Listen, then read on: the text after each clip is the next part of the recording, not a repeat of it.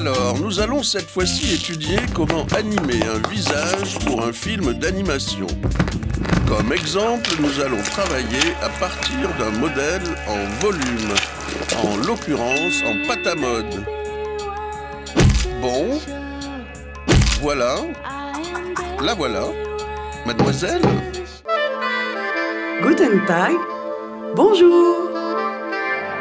Eh bien, vous avez vu, elle parle. Pour réaliser même une petite chose comme ça, ce n'est pas si simple. Pour faire parler un personnage de façon synchrone avec un texte, on appelle ça le lip sync. Tout d'abord, il faut créer des bouches différentes correspondantes à des sons spécifiques.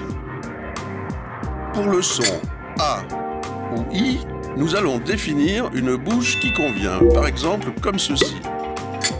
Ensuite, une deuxième pour le son E, comme cela. Puis il y aura les sons O, E, U. Pour terminer, une quatrième bouche pour définir les consonnes ou les silences. Et attention, pour rester lisible, pas trop de bouches différentes. Et moi alors? Qu'est-ce que je peux faire? Je sais pas quoi faire. Comme vous avez pu le voir, nous avons choisi de travailler à partir de 4 bouches différentes. C'est presque le minimum pour une bonne lisibilité. Maintenant, nous allons les fabriquer en volume avec de la pâte cuite au four pour la durcir. Un peu de patience. Voilà, c'est prêt. Il ne reste plus qu'à vérifier leur solidité et si leur look nous convient. La phase suivante, le texte. Il va falloir le découper en syllabes, auxquelles vont correspondre chacune des bouches différentes, ce qui va déterminer un nombre précis d'images pour la caméra. Il était une fois une bande de rats avec des jambes de bois. Et le top, pour les internautes avertis, comme Jean-Christophe, il existe des logiciels qui proposent cette découpe de texte en fonction du nombre de bouches définies.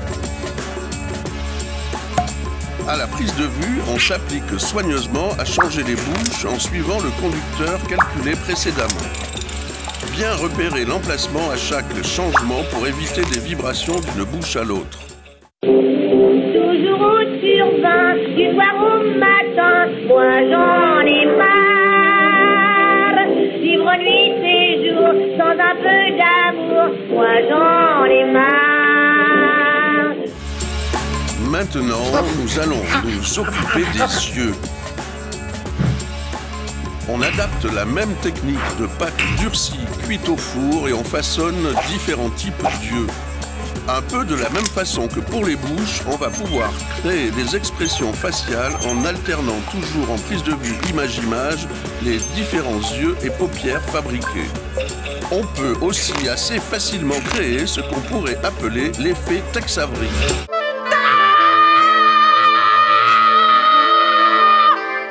Bon, et bien voilà, vous allez pouvoir illustrer tous les discours qui vont vous passer par la tête. Au revoir.